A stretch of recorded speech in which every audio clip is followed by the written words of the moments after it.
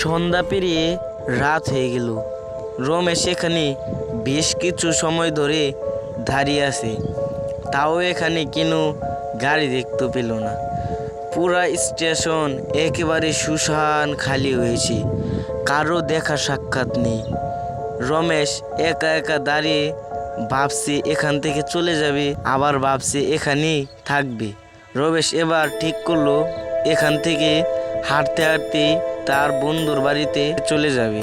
সে ওইদিকে দেখলো এক লোক স্টেশন ঝাড়ু দিচ্ছে। সে হাঁটতে হাঁটতে ওই লোকটির সামনে গিয়ে দাঁড়ালো। ভাই, এখানে কোনো গাড়ি পাওয়া যাবে? এখানে কোনো গাড়ি পাওয়া যাবে না, আপনি এখান থেকে চলে যেতে পারেন। আপনার এখানে থাকা মোটেও ভালো হবে না। এই স্টেশনটি সুবিধার নয়, স্টেশনে অনেক ভয়ঙ্কর কিছু রয়েছে। আপনি এখান থেকে রাত 12টার আগে চলে যান, না হলে আপনার অনেক বড় বিপদ হতে পারে। স্টেশনে আবার কি বিপদ? স্টেশনে কোনো বিপদ হয় নাকি? আর এই স্টেশনটি এত নীরব কেন? আজ থেকে 20 বছর আগে এই রেল স্টেশনের মধ্যে একটি রেলগাড়ি অ্যাক্সিডেন্ট হয়, তারপর বহু মানুষের মৃত্যু হয়। তারপর থেকে এই রেল স্টেশনে কেউ আসে না। রাত 7টার পরেই মানুষ এই রেল স্টেশন থেকে চলে যায়। আচ্ছা, আমি এখান থেকে চলে যাচ্ছি, আপনিও এখান থেকে চলে যান। রমেশ এই লোকটির সঙ্গে কিছু কথা বলে সে এখান থেকে চলে আসলো। রমেশ বেশ কিছু সময় ধরে হাঁটছে, তার রেল স্টেশনের সেই লোকটির কথা মনে হচ্ছে। মনে মনে কিছুটা ভয় পাচ্ছে, তাও সে সুন্দরভাবে রাস্তা দিয়ে হেঁটে যাচ্ছে। কিছু দূর যাওয়ার পর দেখতে পেল একটি চায়ের দোকান। সে অবাক হলো, এই জঙ্গলের মধ্যে এই চায়ের দোকানটি কোথা থেকে এলো। আর কিছু না ভেবে সে চায়ের দোকানের সামনে গিয়ে দাঁড়ালো। আসুন বাবু, আসুন আমার চায়ের দোকানে আসুন। কিছু না মনে করলে আপনার সাথে কিছুক্ষণ গল্প করতে পারি। আচ্ছা চাচা, এটা কি হরিপুর গ্রাম না? হ্যাঁ, এইটাই হরিপুর গ্রাম। আর আপনি বুঝি রেল স্টেশন থেকে এসেছেন, তাই না? আরে চাচা, আমি রেল স্টেশন থেকে এসেছি।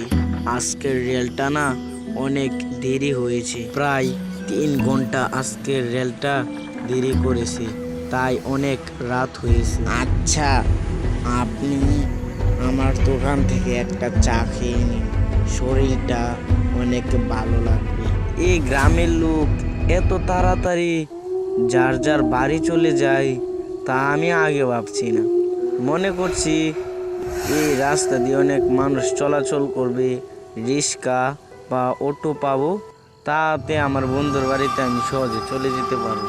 গ্রামগঞ্জের লোক তো বাবু, তাই অনেক তাড়াতাড়ি ঘুমিয়ে যায়। আপনি এখানে কেন অটো বা রিক্সা পাবেন না। এই চাঁদের আলোতে আপনি দিব্যি আপনার বন্ধুর বাড়িতে চলে যেতে পারবেন। রমেশ এই চাচার সঙ্গে বেশ কিছু সময় ধরে গল্প গুজব করে একটি চা খেলেন। আপনি তো শহরের লোক, গ্রামের কিছুই আপনি জানেন না। আপনি এই গ্রামের রাস্তা দিয়ে গেলে একবারও পিছে ফিরে তাকাবেন না, আপনাকে ডিস্টার্ব করতে পারে। তবু আপনি পিছে তাকাবেন না, পিছে তাকালে আপনার বড় বিপদ হতে পারে। আচ্ছা চাচা, ঠিক আছে, আমি পিছে তাকাবো না, এখন আমি চলে যাই। আচ্ছা ঠিক আছে, তোমার এই ব্যাগটা নিয়ে তুমি চলে যাও, কিছুতেই তুমি পিছে তাকাবে না। পিছে তাকালেই তোমার অনেক বড় বিপদ হতে পারে। আচ্ছা ঠিক আছে, আমি এখান থেকে চলে যাই, আপনিও দোকান বন্ধ করে বাড়ি চলে যান। রমেশ জঙ্গলের রাস্তা দিয়ে বেশ কিছুক্ষণ হাঁটার পর বুঝতে পারলো তার পিছে কেউ হেঁটে হেঁটে আসছে। তারপর সে দৌড়াতে লাগলো, তার পেছনে কেউ যেন দৌড়াতে লাগলো। তারপর সে দৌড়াতে দৌড়াতে সে মোকাবেলা করবে ভাবছে। দোকানদারের কথা কিছুই তার মনে পড়ছে না। সে পিছে তাকিয়ে দেখলো একটি ডাইনি। তুই পিছে তাকিয়ে বিশাল ভুল করেছিস, তোকে আমি আজ তো চিবিয়ে খেয়ে ফেলবো। রমেশ ভাবছে পিছে তাকিয়ে সে জীবনের সবচেয়ে বড় ভুল করে ফেলেছে। তার এবার দৌড় দিতে হবে। সে জীবনের সবচেয়ে বড় দৌড়টা দিবে ভাবছে। তারপর সে দৌড়ে এই জঙ্গল পেরিয়ে তার বন্ধুর বাড়ির সামনে এসে সে পড়ে গেল। এখন বর্ষাকাল। এই বর্ষাকালের মধ্যে আমি প্রতিবারই আমার মামার বাড়িতে আসি। বরাবরের মতো এবারও আমি আমার মামার বাড়িতে আসছি মাছ ধরতে। চারদিক খুটখুটে অন্ধকার, প্রচণ্ড বৃষ্টি পড়ছে।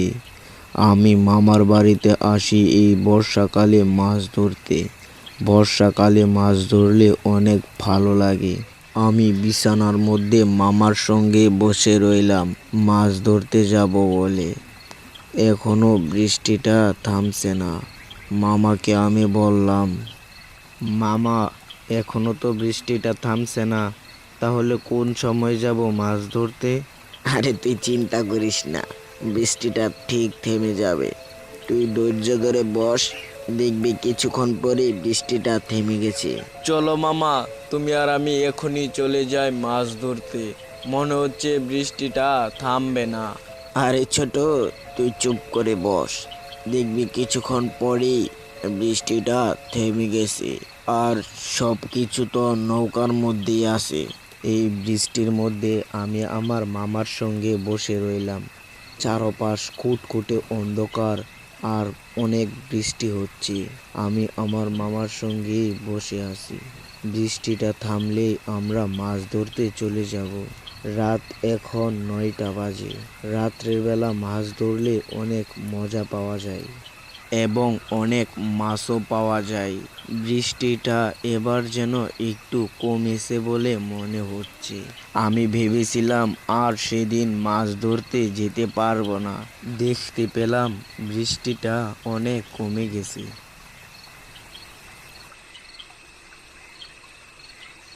বৃষ্টিটা থামার পরই আমি আর আমার মামা বের হয়ে পড়লাম মাছ ধরার উদ্দেশ্যে।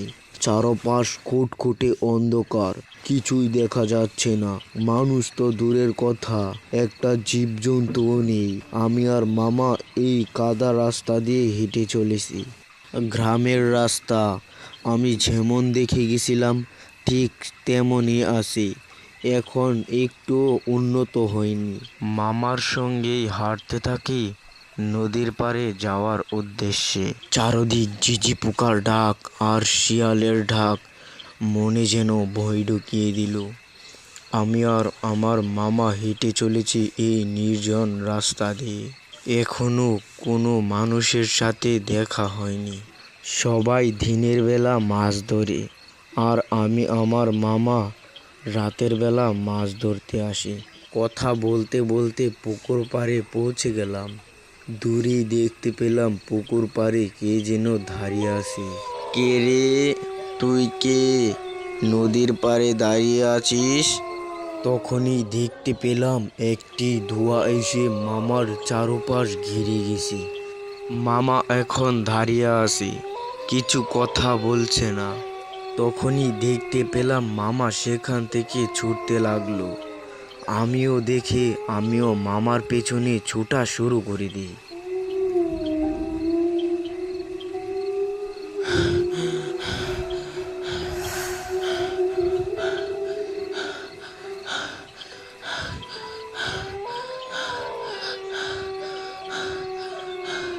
মামার পেছনে ছুটতে ছুটতে আমি হাঁপিয়ে গেলাম। তারপরও আমি মামার পেছনে ছোটা বন্ধ করছি না। মামা এই কাদা রাস্তা দিয়ে এত জোরে ছুটে যাচ্ছে, আমি তা কখনই কল্পনা করতে পারছি না। মামা দেখতে পেলাম তাড়াতাড়ি ছুটছি। মামা এবার আমাদের বাড়ির সামনে এসে মামা ঘরের মধ্যে আগুন লাগিয়ে দিল।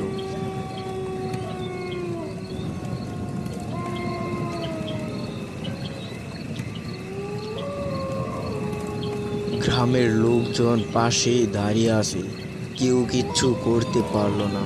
সেই সময় আবার জোরে বৃষ্টি নামে, তারপর এই আগুন নিভে যায়। আমি ছুটতে থাকি একটা তান্ত্রিক আনার জন্য। তারপর তান্ত্রিক এনে পাশের অন্য ঘরে মামাকে নিয়ে যায়। মামা সেখানে কিছুটা সুস্থ হলো। এমন সময় বৃষ্টি না নামলে মামাকে হয়তো আর বাঁচানো যেত না। বন্ধুরা, আপনাদের কাছে আমাদের ভিডিওটি কেমন লাগলো অবশ্যই কমেন্ট বক্সে জানাবেন। আর এমন নতুন নতুন ইন্টারেস্টিং ভিডিও পেতে চ্যানেলটিকে সাবস্ক্রাইব করে পাশে থাকা বেল আইকনটি প্রেস করে দিবেন। ধন্যবাদ।